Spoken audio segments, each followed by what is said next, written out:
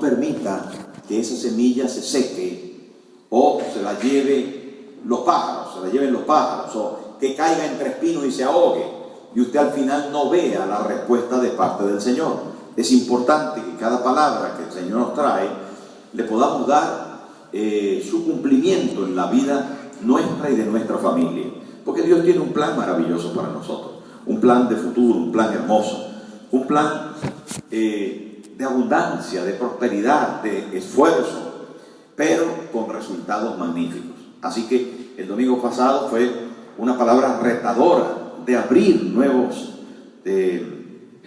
caminos, de tener una visión más grande, de poder, hermano, tener un mayor alcance en la vida. Usted no fue llamado definitivamente a la derrota, a la escasez, ni a la tierra de lo suficiente. Usted fue llamado a la tierra de la sobreabundancia. ¿Dice amén? Amén. ¿Lo entendió bien? No se conforme.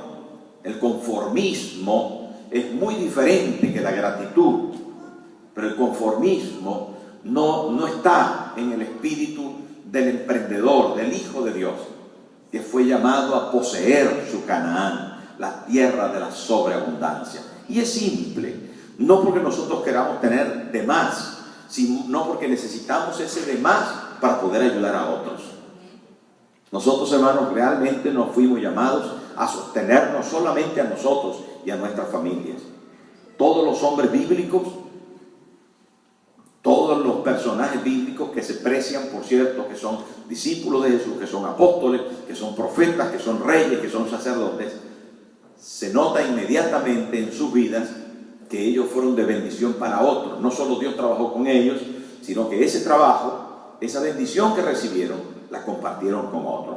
Pero dentro de ellos habían unos códigos importantes, y uno de esos códigos es que tenían grandes propósitos de una vida sobreabundante, de una vida llamados a ser bendecidos, prosperados en sobreabundancia. Y dentro de esos códigos también está el código que vamos a tratar esta noche, el código de un corazón valiente. Y hemos titulado, junto con la pastora que me ha ayudado, este mensaje, Valiente de Valientes. Y es que el término valiente aparece por lo menos 25 veces en el Antiguo Testamento. Y en el Nuevo Testamento se cambia por fuerte, no de fuerza física, sino de fortaleza espiritual, de capacidad interior que lleva a doblegar las circunstancias, las situaciones. De manera que cuando se habla de valiente, es tener el coraje de superar aquello que tenemos delante. Es la oportunidad de afrontar esas situaciones que la vida nos ofrece o que nosotros hemos elegido. Ser valiente, hermano, es una elección consciente. No es un arranque de motivación. Es una elección consciente de poner a prueba nuestras capacidades, nuestros límites y bloqueos. La valentía es un reto al que nos exponemos para crecer, aprender y superarnos. Ser valiente, entonces, hermano, es aquella persona que reconoce sus miedos, no que no los tiene, sino que reconoce sus miedos y los supera. Ser valiente es tener la fortaleza de pedir ayuda y la humildad de recibirla. Ser valiente es luchar por lo mejor para los demás y para ti mismo. Lo mejor. El código del valiente no es lo bueno. Tiene un código más elevado, que es lo mejor.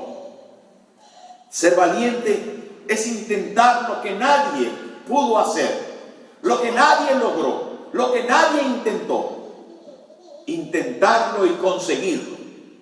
Ser valiente es creer que cada derrota es un eslabón que me va a llevar al éxito y a un éxito extraordinario. Ser valiente, queridos hermanos, es pensar en grande, apuntar alto y llegar lejos. Ser valiente es no depender de los demás. sino de Dios y del éxito que Él me va a dar en mi vida. Hermano, definitivamente, como dijo Alejandro Magno, dijo, la fortuna, escuche bien, la fortuna favorece a los valientes. Y es que la Biblia habla de esta gente. Y quiero que usted recuerde con claridad lo que hemos repetido últimamente. Y es que la primera característica que menciona el libro de Apocalipsis acerca de los que van al lago que arde con fuego y azufre en el libro de Apocalipsis es los cobardes. Los cobardes son los primeros, no son los demás. La cantidad de pecados que pudiéramos mencionar esta noche, espantosos, horribles, descomunales, peludos, feos, horrorosos. Pero el primer pecado que se menciona como característica de los que van al lago que arde con fuego y azufre, ¿saben cuál es? Cobardes. Esto es importante entonces. Nuestro tema de esta noche es muy importante, queridos hermanos, porque si está en número 1 de la lista de los que arderán en el infierno, entonces nosotros no queremos tener esa cualidad, ¿sí o no? Amén. No. ¿Cuántos quieren ser cobardes? Otra cosa es que lo haya sido hasta ahora, pero hoy usted va a salir de aquí como un valiente de valientes. ¿Amén? Amén. Denle un toquecito así al que tiene al lado. Eso es ahí, muy bien, muy bien. Entonces yo quiero, hermanos, que busquemos en nuestras Biblias en el segundo libro de Samuel, capítulo 23, y vamos a leer nuestro pasaje hoy. Segundo libro de Samuel, capítulo 23, versículo 8, y vamos a leer hoy nuestro precioso pasaje, que otras veces hemos hablado de él, pero que hoy lo vamos a ver posiblemente desde otro punto de vista, aunque destacando las cualidades de estos valientes que aparecen aquí y destacándolas como una virtud o ejemplo que debemos de seguir. Dice así la palabra de Dios, segundo libro de Samuel, capítulo 23, versículo 8. Estos son los nombres de los valientes que tuvo David. José Basebé, el tacmonita, principal de los capitanes. Este era Adino, el escita, que mató a 800 hombres en una ocasión. Después de este, Eleazar, hijo de Dodo, Ahorita, uno de los 3 valientes que estaban con David cuando desafiaron a los filisteos que se habían reunido allí para la batalla, y se habían alejado los hombres de Israel. Este se levantó e hirió a los filisteos hasta que su mano se cansó y se quedó pegada su mano a la espada. Aquel día Jehová dio una gran victoria y se volvió el pueblo en pos de él tan solo para recoger el botín. Después de este fue Sama, hijo de Age, Ararita. Los filisteos se habían reunido en Leí, donde había un pequeño terreno lleno de lentejas, y el pueblo había huido delante de los filisteos. Él entonces se paró en medio de aquel terreno y lo defendió, y mató a los filisteos, y Jehová dio una gran victoria. Y 3 de los 30 jefes descendieron y vinieron en tiempo de la siega a David en la cueva de Adulán, y el campamento de los filisteos estaba en el valle de Refaín. David entonces estaba en el lugar fuerte, y había en Belén una guarnición de los filisteos. Y David dijo con vehemencia: ¿quién me diera a beber del agua del pozo de Belén, que está junto a la puerta? Entonces los 3 valientes irrumpieron por el campamento de los filisteos y sacaron agua del pozo de Belén que estaba junto a la puerta, y tomaron y la trajeron a David. Mas él no la quiso beber, sino que la derramó para Jehová, diciendo: lejos sea de mí, oh Jehová, que yo haga esto. ¿He de beber yo la sangre de los varones que fueron con peligro de su vida? Y no quiso beberla. Los 3 valientes hicieron esto. Queridos hermanos, la valentía ya la hemos conceptualizado, pero sigue siendo un reto diario que tenemos que asumir con mucha fuerza. La verdad ser valiente, algunas veces el mundo lo toma como esta gente en el norte que ve un lago o en algún lugar del mundo, un lago congelado, abren un hueco y desnudos se meten ahí. Yo sí que soy valiente, Entonces la gente, qué valiente, se mete en agua fría. Otros dicen, soy valiente porque tengo 3 mujeres.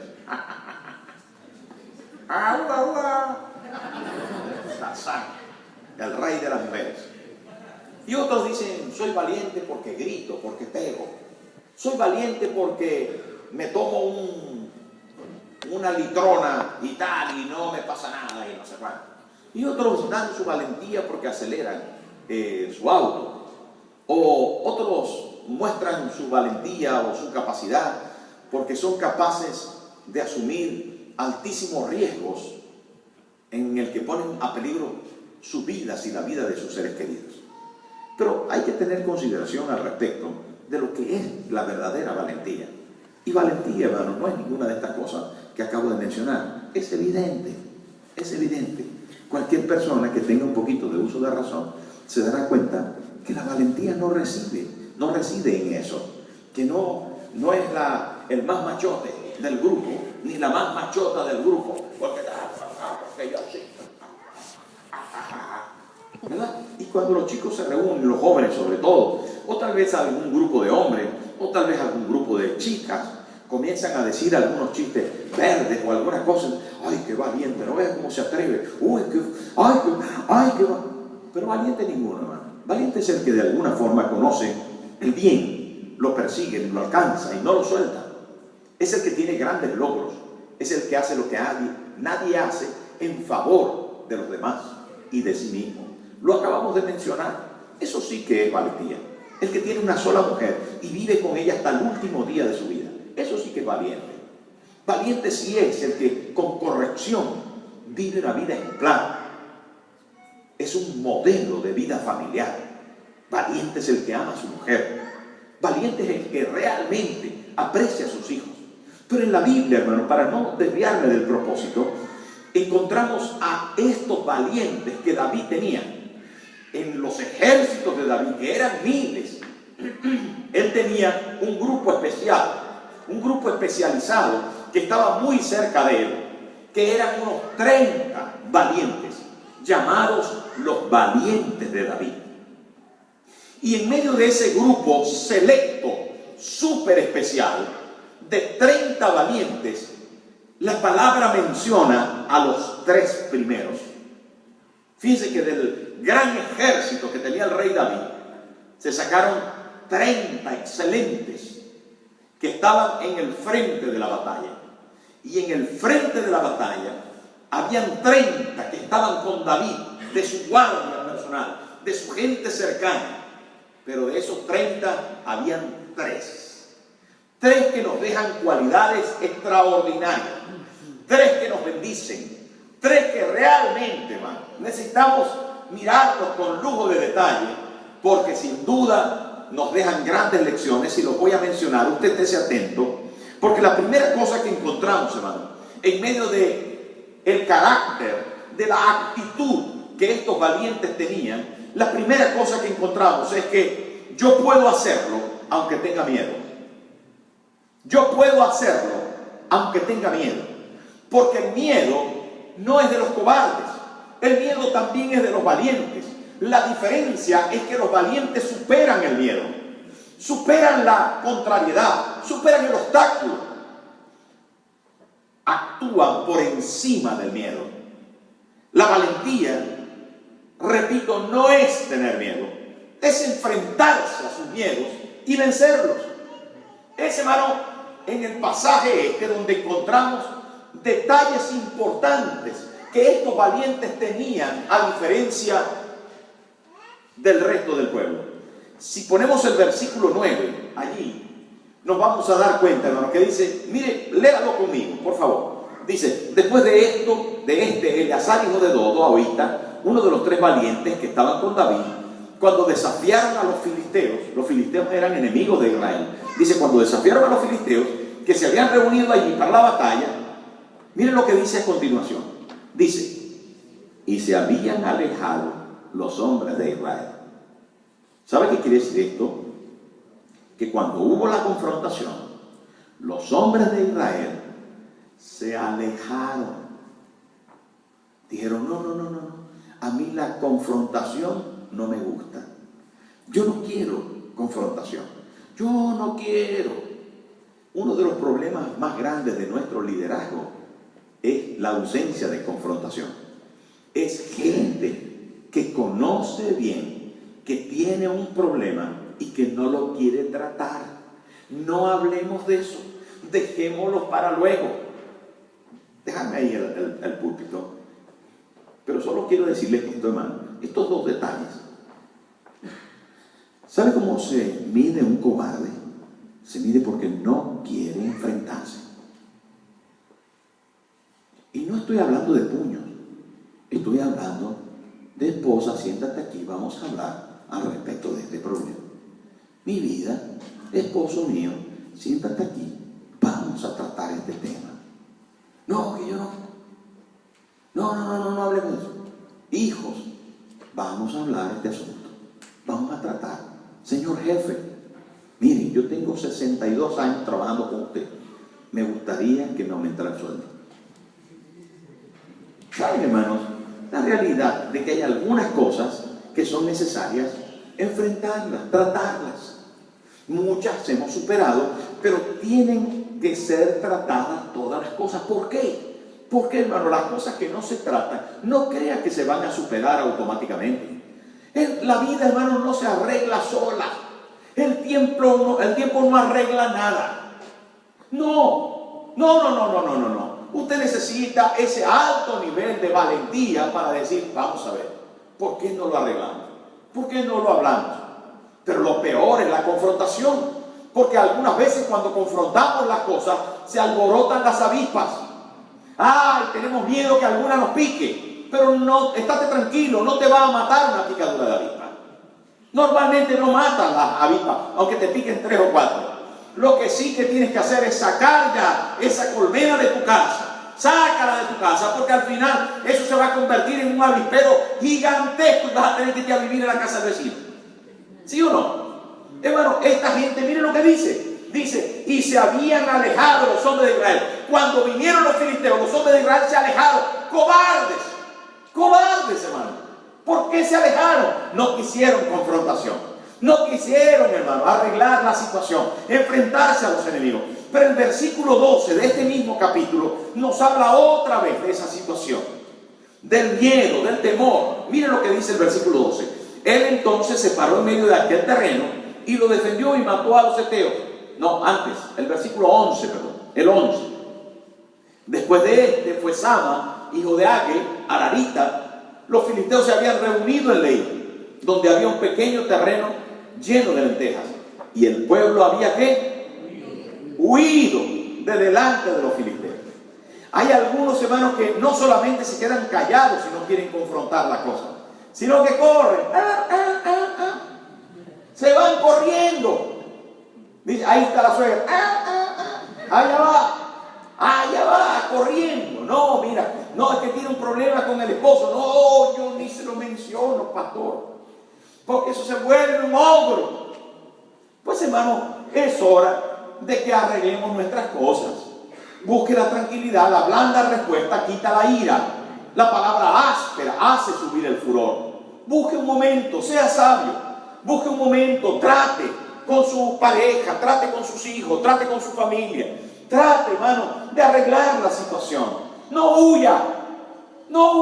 Huir de cobardes. Mira, el pueblo ahí huyó. El pueblo había huido delante de los filisteos. ¿Sabe qué trae el huir? Nada bueno. Es una característica de los cobardes. Huyen. Pero los valientes se enfrentan. Y no hablo de enfrentamiento para pelear. En este caso sí. En el caso del pasaje bíblico sí. Pero en el caso nuestro es para tratar la situación.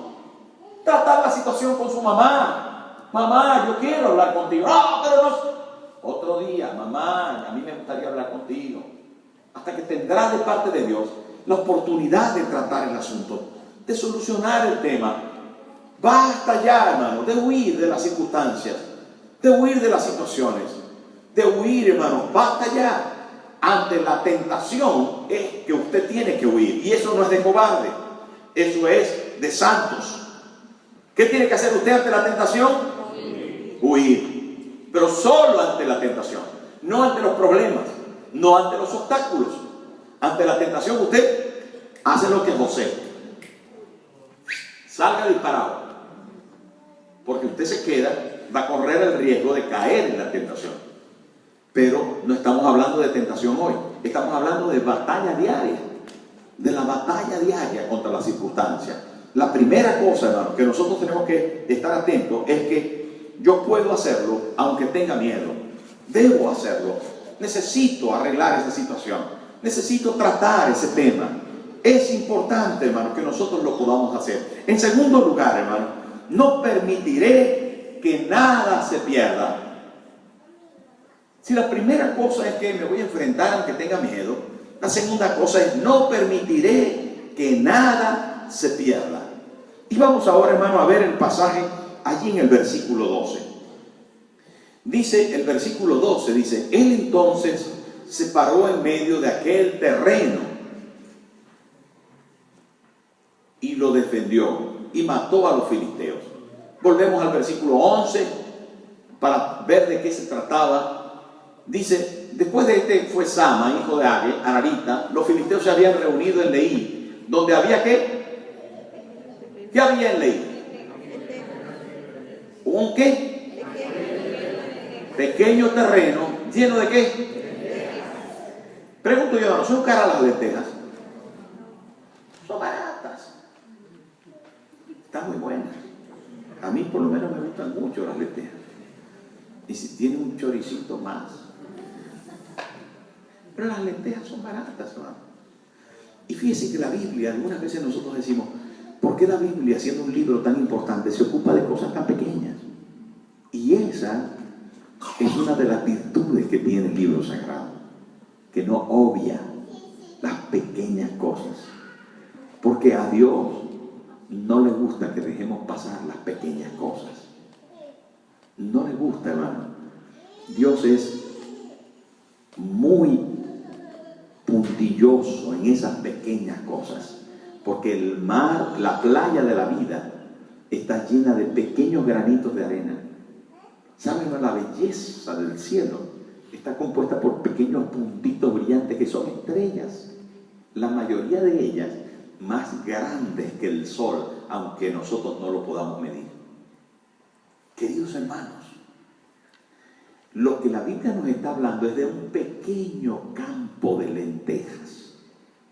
Pero dice que Sama se paró, se levantó, fue y se paró en medio del campo de lentejas y lo defendió cuando los demás habían huido. Defendió que el campo de lentejas, hermano, pero era pequeño. ¿Saben qué dijo Jesús después de la multiplicación de los panes y los peces? Que habían comido ¿cuántos hombres? 5,000. Hay algunos comentaristas que dicen que la multitud pudo haber sido de 30,000. Pero dice la Biblia que eran 5,000 hombres que comieron con 5 panes y 2 peces. Pero cuando todos hubieron comido y se hubieron saciado, dice el evangelista Juan, Jesús dijo: recoger los pedazos para que nada se pierda. ¿Usted sabe cuántos pedazos habían que se habían sobrado? 12 cestas llenas. Eso quiere decir, queridos hermanos, que Jesús tiene cuidado de las pequeñas cosas. ¿Sabe qué dice la Biblia? Dice: cazando las zorras pequeñas que echan a perder las vides que están en ciernes. Hay pequeñas cosas en las que usted se descuida, pequeñeces. Eso, por supuesto, en la iglesia, que las hermanas son las reinas del reciclaje, que no tiran nada a la basura, que todo lo transforman. Si le queda pan duro, hacen sopa de pan al otro día. ¿Sí o no? Aquí, hermanos, las hermanas son muy listas y ellas saben que en las pequeñas cosas de la casa hay grandes diferencias económicas. Pero lo que algunas veces se nos pasa, hermano, son pequeñas cosas que tenemos alrededor que hacen que nuestra vida se convierta en una vida superficial. Botará en que, bueno, no pasa nada, no pasa nada. Y esa actitud, hermano, nos lleva al fracaso. La verdad es que Sama, dice la Biblia, que cuando el pueblo huyó, él se paró, defendió el campo y Dios le dio, miren lo que dice el versículo 12, a ver. Miren lo que dice ahí. Él entonces se paró en medio de aquel terreno y lo defendió y mató a los filisteos. Y fíjese de que estábamos hablando de un campo de lentejas, ¿verdad? Pero que era pequeño. Y mire lo que dice ahí Dios al respecto de esa pequeña cosa que defendió Sama. Dice, y Jehová dio una ¿qué? En las cosas pequeñas hay grandes victorias. Si usted descuida las cosas pequeñas, hay grandes fracasos. Porque el mundo, hermano, la vida, cada momento de nuestra vida está llena de pequeñas cosas. Disfrute las pequeñas cosas, defienda las pequeñas cosas, valore las pequeñas cosas. No permita que las pequeñas cosas, hermano, le amarguen el gran caldo de la vida. No, atento a las cosas pequeñas, atento al día de las pequeñeces, dice la palabra. No menospreciéis el día de las pequeñeces. Saben, hermano, mire, pero permítame decirle esto en mucha confianza. En nuestros sobres, una vez en nuestros sobres de diezmo y ofrenda, hay algunas otras cosas, y hay una de ellas, hermano, que un amigo vino un día y me dijo, pastor, tú tienes que darle la oportunidad, de parte de Dios te digo esto, tienes que darle la oportunidad a la iglesia de poner en el sobre pastores. Y yo le dije, ¿cómo? Me da vergüenza. No, tienes que poner ahí pastores. Pero hermano, ¿cómo voy a poner ahí pastores? Si a mí ya me dan el sueldo y me tratan con dignidad. No, hermano, no es así como piensa Dios. Y era un amigo del ministerio que le invité aquí un día. Me dijo, pastor, te digo de parte del Señor que tú tienes que poner ahí en sobre oficial de la iglesia. Tienes que poner ahí pastor. ¿Y por qué? Le dije, porque tienes que dar la oportunidad a la gente de que te bendiga. La gente es bendecida cuando te bendice a ti. Y alguna vez, hermano, alguna semana, saco de ahí una moneda de 50 céntimos o de €1. De verdad, se lo digo de verdad.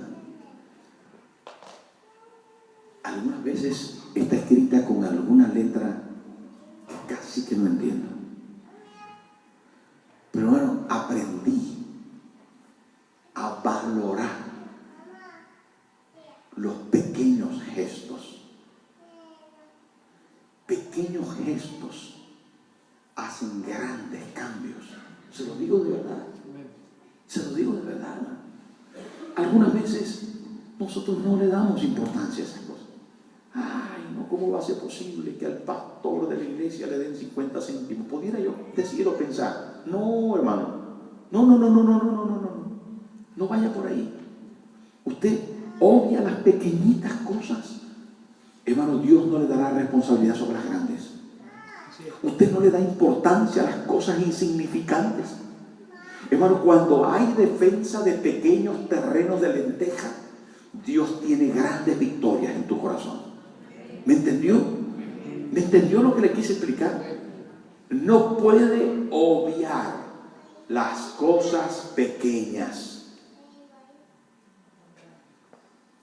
Me voy a detener porque es que esto es demasiado importante para que hoy no cambiemos al respecto de esto.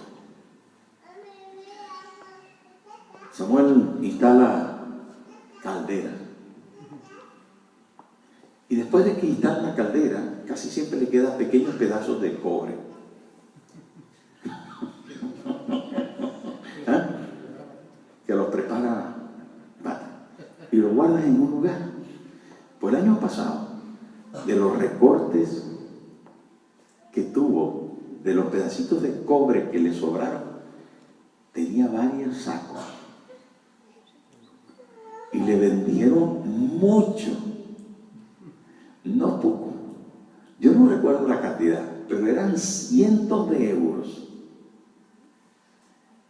de el cobre que le sobra de los pedacitos inservibles de la caldera. ¿Saben qué, hermano? Por amor a Dios, ni en lo espiritual, ni en lo físico, ni en lo económico, ni en lo familiar. Usted deje sueltos esos cabos. Pequeñas cosas hacen grandes cambios. Denle otra vez el codacito hacia el que tiene al lado. Toma.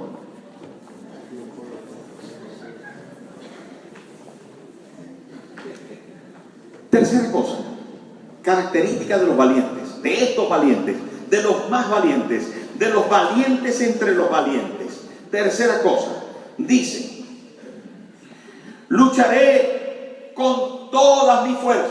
Dígalo conmigo: lucharé con todas mis fuerzas. Bueno, algunas veces uno lucha y a veces se cansa. Hay tanta gente que me dice: pastor, estoy cansado. Y ¿saben qué, hermano? Que algunas veces cuando me han dicho eso, y me lo han dicho tantas veces, y me lo han dicho de cosas tan graves, yo digo que tienes razón, es verdad. Es verdad. No te culparía si abandonas. Porque es muy dura la vida. La vida a veces es demasiado dura, hermano. Pero hay algunos que luchan con todas sus fuerzas. Y luchan hasta el final. Y ya lo toman como una actitud. Y es ahí donde sale este valiente llamado Eleazar. Eleazar, hermano, es impresionante. ¿Por qué? Porque Eleazar dice, la palabra de Dios, que luchó cuando los hombres de Israel se habían alejado. Hermano, cuando algunos dicen que no, tú dices que sí. Cuando algunos abandonan, tú dices: voy a luchar hasta el final. Pero Eleazar, hermano, tomó la espada y comenzó a luchar cuando algunos se habían ido. Y luchó tanto, que llegó un momento en que se cansó, dice la palabra. Mire, lo vamos a mirar ahí en la proyección, porque está en ese versículo. Vamos a ver. Aquí está Eleazar, versículo 10. Mire lo que dice: este se levantó e hirió a los filisteos hasta que su mano se cansó. Uno se cansa. Jesús se cansó. Jesús iba caminando por Samaria y llegó un momento en que se sentó en el pozo y le dijo a los discípulos: vayan a comer algo de comer, que estoy cansado, tengo sed. Estaba cansado Jesús. Todos nos cansamos, hermano. Pero una cosa es que nos cansemos y otra cosa es que abandonemos nuestra lucha. Y saben, allí, hermano, Eleazar dice que se cansó y se quedó pegada su mano a la espada. No sé, como que se le agarrotó, se le quedó neutralizada ahí, pero con la espada en la mano. El hombre se cansó, pero no soltó la espada. Usted, hermano, a pesar de las circunstancias que tenga que atravesar, no tire la toalla. No se dé por vencido. Mantenga la espada en la mano. Luche hasta el final en el nombre de Jesús.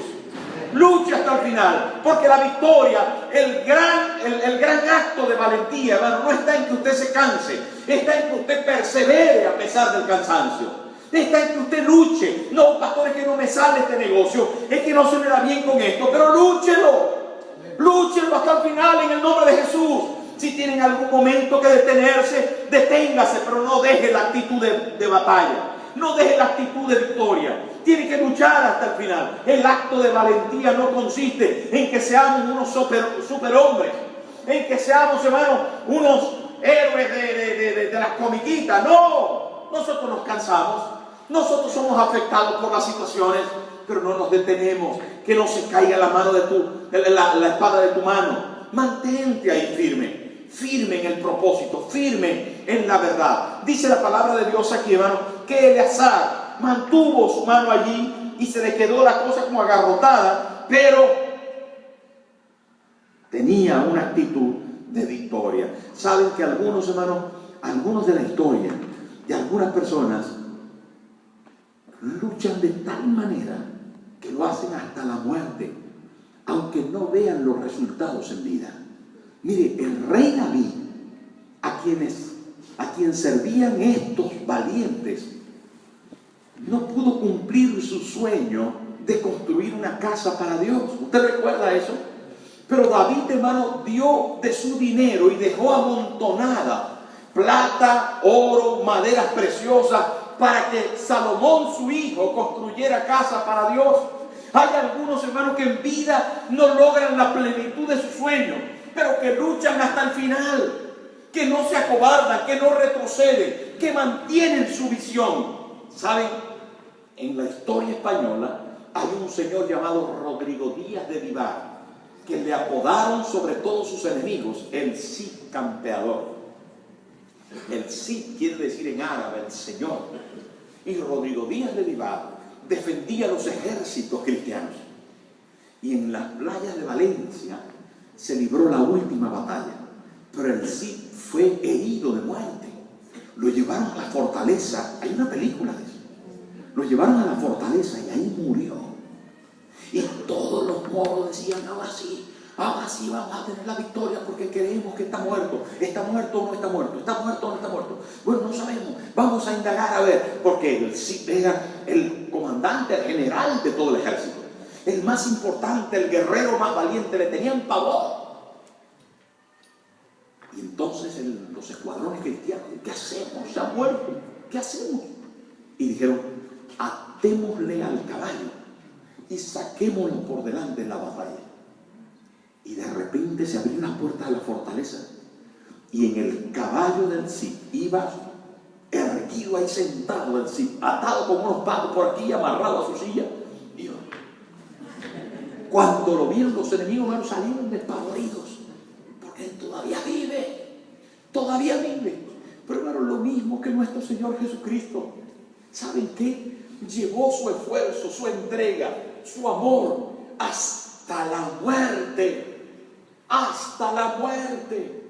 Venció su última batalla contra la muerte y nos dio vida. Hermano, pero también nos enseña que nosotros tenemos que tener la aspiración, el deseo, el anhelo, la fortaleza, la determinación del éxito hasta el final. Voy a luchar con todas mis fuerzas. Dice amigo, voy a luchar con todas mis fuerzas. No voy a dejar opción a ninguna otra cosa. Hasta el final voy a luchar. Denle otro codacito que tiene ahí. Ajá. Hay que luchar, hermano. Hay que luchar porque en la lucha está la victoria. Allí está la victoria. Y por último, hermano, quiero decirle que daré a Dios y a los míos lo mejor de mí. Lo mejor de mí. Daré a Dios y a los míos lo mejor de mí. Y aquí hay algo, hermano, que descubrí en esta oportunidad, estudiando este pasaje bíblico, tan bonito. Tan bonito porque los tres personajes valientes entre los valientes, Yosef Basebet, el primero, el que mató a 800. El segundo, Eleazar, el que se le quedó pegada la espada a la mano. Y el tercero, Sama, el que se paró en medio del campo de lentejas y lo defendió. Estaban con el rey David en la cueva de Adulán un día. Y de repente, hermano, el rey David estaba sentado. Y sentado ahí, bueno, se me va a quedar el pantalón blanco de obras. Pero estaba el rey David sentado ahí. Y de repente hace así.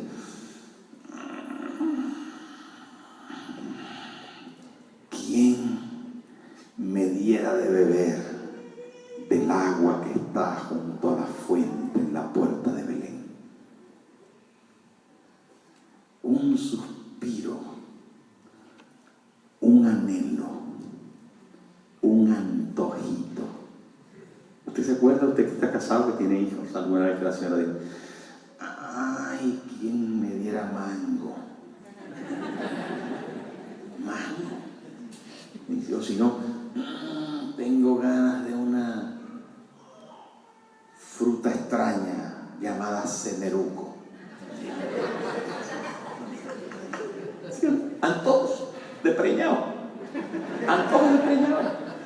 Y usted, mi amor, pero ¿dónde voy a conseguir ceneruco a esta hora? A las 3 de la mañana.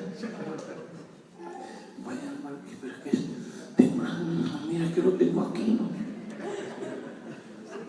¿Sabe, hermano? El rey David, en una cueva por allá escondido, de repente dijo, ¿quién me diera de beber agua del pozo que está cerca de la puerta de Belén. ¿Qué le gustaba esa agua? Como el que está por allá y dice, ¿quién bebiera agua de Madrid? Pero estando por allá en el sur de Argentina, en la Patagonia. Cosas que se le ocurre a la gente, anhelos. Pero él no lo hizo como una cosa así como, tráigame agua. No, fue un suspiro. Pero ¿saben qué dice la Biblia, hermano? Lo dice ahí en ese pasaje, me gusta mucho este pasaje. Porque no habla de hazañas más que de actitudes. Hermano, y la Biblia es un manual de conducta especialmente para valientes. Los 3 valientes que acabamos de mencionar antes estaban alrededor del rey y escucharon ese anhelo. Ay, Dios. ¿Y saben qué dice la Biblia? Irrumpieron. ¿Sabe qué es irrumpir? Salir pitando. Salir muy rápido. Irrumpieron, salieron como una bala. Se subieron en sus caballos y fueron a Belén. El problema es que Belén estaba cercada y habitada por los filisteos.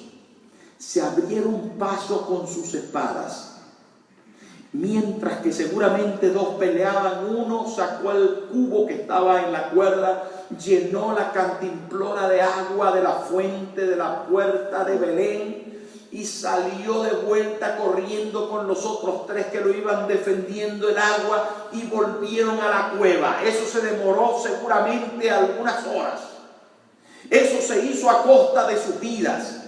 Era solo un sentimiento, era solo un antojito del rey. Y yo me pregunto, hermano, ¿tenemos nosotros rey? ¿Tiene nuestro rey anhelos?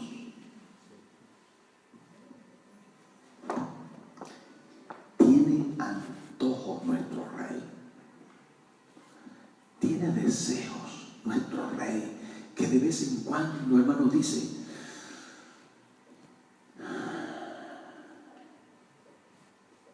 que anhela Jesús que nosotros hagamos para Él.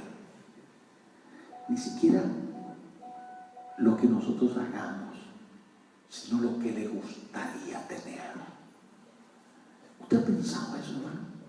Que si nosotros somos los valientes y nos juntamos aquí valientes y escuchamos el corazón de nuestro Rey Jesús, que dice, ¿quién me diera un alma para salvar hoy? ¿Quién me diera la oportunidad de ver la casa terminada? ¿Quién pudiera levantar una oración a las 4 de la mañana? ¿Quién pudiera cantarme un cántico nuevo? ¿Habrá alguien que me traiga una actitud de rendición en este día?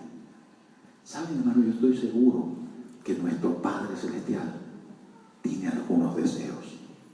Pero somos nosotros lo suficientemente valientes, estamos lo suficientemente atentos a los suspiros de nuestro Rey.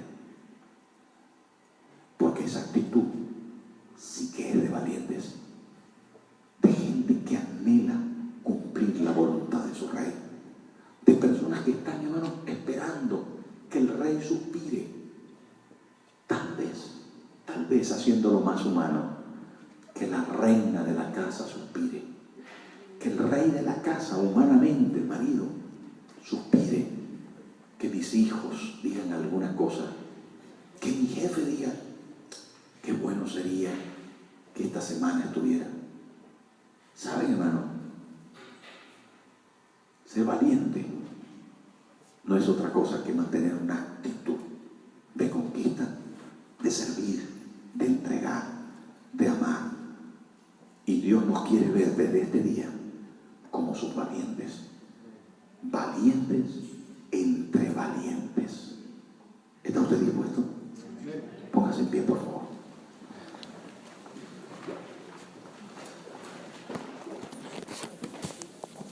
Cierre sus ojos conmigo. Cierre sus ojos. Y diga conmigo: Padre Celestial, en esta noche yo decido cambiar mi actitud. Yo quiero ser valiente. Echo fuera de mi corazón la cobardía, la limitación.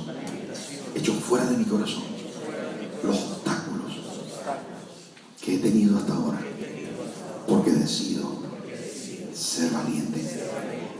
No quiero ser cobarde y estar en el lago que arde con fuego y azufre. No, Señor, mi destino es tu presencia. Mi destino es tu salvación. Hoy, Señor, dame la fuerza para mantenerme en valentía. Mientras que usted ora, yo quiero orar por aquellos que quieren recibir a Jesús como Señor y Salvador.